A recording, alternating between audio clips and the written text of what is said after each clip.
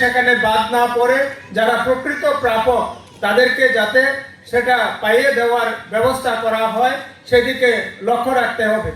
আরেকটা জিনিস, কেন্দ্রীয় স্কিম যেহেতু টাকাটা হয়তো কিছু দিন পর পর আসে, তো সেটার জন্য অনেক অভিভাবকরা দেখে একদম মানে ব্যস্ত হয়ে যায় যে টাকাটা কেন ঢুকলো না বা এদিক ওদিক ছোটাছুটি করতে থাকে।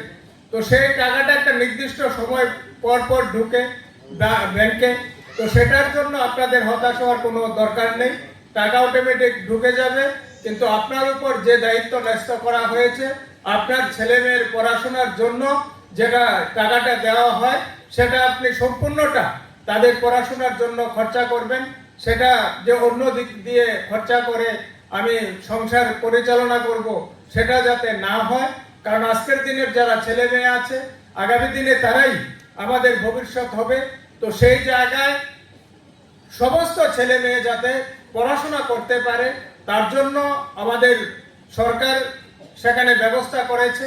আমাদের এই রাজ্যের মাননীয় মুখ্যমন্ত্রী প্রফেসর ডক্টর মানিক সাহার নেতৃত্বে আমাদের ছেলে মেয়েদের যাতে পড়াশোনা বন্ধ না হয়, তারা যাতে পড়াশোনায় উৎসাহিত হয়, তার জন্য সেখানে বিভিন্ন রকমের স্কিম মাননীয় মুখ্যমন্ত্রী সেখানে দিয়েছেন।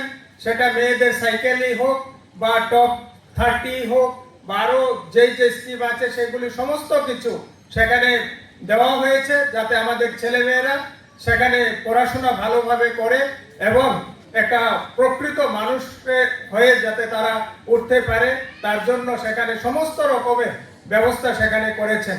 তো আমরা চাইব আমাদের এই জেলাতে যাতে একটা ছেলে মেয়েও সেখানে যাতে শিশু শ্রম যেটা আছে সেখানে যাতে না যায়। সেখানে আপনাদেরও দৃষ্টি রাখতে হবে যে কারোর ছেলে মেয়ে সে যাতে শিশু অবস্থায় কোথাও যাতে কাজ না করে। অনেকে আছে সেখানে যারা শিশুরা আছে তার বাবা বউ তাকে দিয়ে দেয় বা দোকানদারও তাকে বা কলকারখানায় সেখানে নিয়ে যায়। তো সেটার জন্য আমাদের সেখানে সোচ্চার হতে হবে যাতে আমাদের শিশুরা যারা আছে তাদেরকে যাতে কোথাও কাজে লাগানো না হয়, সেটা আমাদের প্রত্যেককে সেখানে দেখতে হবে। তারা যাতে স্কুলে যেতে যায় তার জন্য তাদের অভিভাবক যারা আছে তাদেরকে বোঝাতে হবে, প্রয়োজনে আমাদের ডিপার্টমেন্টের সঙ্গে যোগাযোগ করতে হবে, পরে তাদেরকে স্কুলে পাঠাতে হবে। তো আমি আমার বক্তব্য আর দীর্ঘায়িত করব না। আজকের যেই কর্মসূচি সেটার সফলতা কামনা করে আগামী দিনে আরো বেশি সংখ্যায় আমাদের এই জেলাতে কিভাবে আমরা এই যে মিশন বাৎসল্য যেটা আছে স্কিম মাননীয় প্রধানমন্ত্রী, সেই স্কিম আরো বেশি পরিমাণে আমরা যারা সুবিধাভোগী তাদের মধ্যে পাইয়ে দিতে পারি তার ব্যবস্থা আমরা করব।